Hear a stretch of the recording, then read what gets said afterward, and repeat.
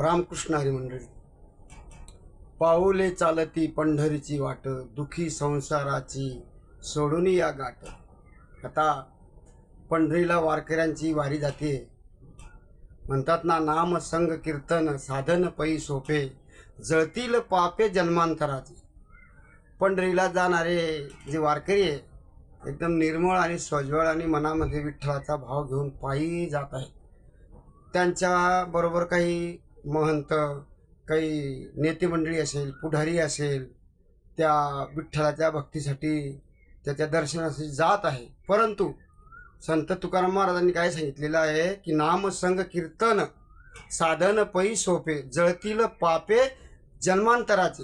आता त्या चंद्रभागेच्या तीरावरती गेल्यानंतर डुबकी मारतील काही काही की आपले पाप या ठिकाणी आल्यानंतर भस्म होतील, जळून जाईल बा. परंतु मी तुम्हाला एक सांगतो की जे पाप तुम्ही कळत न कळत केले असतील ते पाप चंद्रभागेच्या तिरी जळून खाक होतील. चंद्रभागा त्या पापांना समाविष्ट करून घेईल आणि तुम्हाला निष्पाप करेल. परंतु जे पाप तुम्ही जाणून बुजून केलं असेल ते पाप चंद्रभागाच्या तिरी नष्ट होणार नाही. जे पाप कळत न कळत माणसाच्या आतून घडून जातं आणि त्याचा माणसाला पश्चाताप होतो, ते पाप चंद्रभागा हे तिच्यामध्ये पोटामध्ये समाविष्ट करेल. पण ते जे पाप तुम्ही जाणून बुजून केले असतील ते पाप नष्ट होणार नाही. त्याच्यामध्ये मी सुद्धा येतो. मीही जर जाणून बुजून पाप केलं असेल तर मला सुद्धा विठ्ठल सोडणार नाही.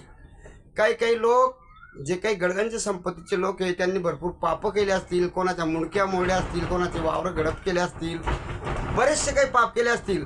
त्यांना असं वाटतं की आता आपण चंद्रभागेच्या तीरावर जाऊ, गंगेमध्ये डुबकी मारू, चंद्रभागेत डुबकी मारू आणि ते पाप आपले नाहीसे होतील. असं होणार नाही बरं का. तर ही जी पंढरीची वारी आहे हा एक असा एक पंथ आहे, वारकरी पंथ, की हा सगळ्यात जगाच्या पाठीवरती एकदम श्रेष्ठ आणि चांगला आणि निर्मळ स्वज्वळ भक्तीचा पंथ आहे. तर मला एकच सांगायचं आहे विठ्ठलाला की हे परमेश्वरा, हे वारकरी जे काही तुझ्या दर्शनाला येत आहे ह्या वारकऱ्यांना सुख लाभू दे, समृद्धी लाभू दे, त्यांचं कार्य सिद्ध होऊ दे आणि त्यांना कोणालाच काही दुःख देऊ नको. हीच विठ्ठलाच्या चरणी रामकृष्ण हरी. जय हिंद, जय महाराष्ट्र.